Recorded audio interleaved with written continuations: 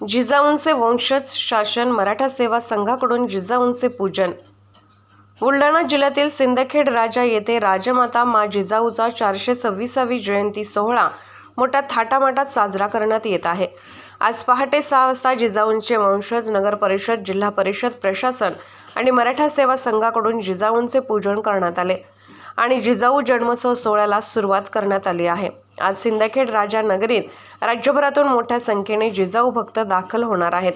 याशिवाय राज्यातील मंत्री सुधीर मुनगंटीवार, मंत्री दिलीप वळसे पाटील, त्याचबरोबर राष्ट्रवादीच्या नेत्या सुप्रिया सुळे देखील आज सिंदखेड राजा नगरीत येऊन राष्ट्रमाता जिजाऊंना जयंतीनिमित्त अभिवादन करणार आहेत।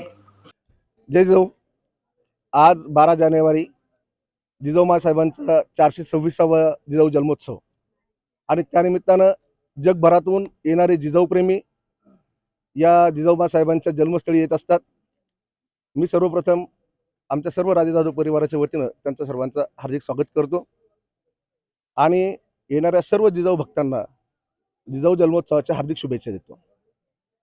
खऱ्या अर्थानं आजचा दिवस म्हणजे स्वराज्य जननी राजमाता जिजाऊ साहेब यांचा जन्मदिवस आहे आणि आजच्या दिवशी ज्या मातेनं जगाला, भारताला आणि आपल्या महाराष्ट्राला कित्येक वर्ष अन्यायात खितपत पडलेल्या जिजाऊ मावळ्यांना स्वराज्याचा मंत्र दिला, त्या राजमाता जिजाऊंचा आज जन्मदिवस आहे।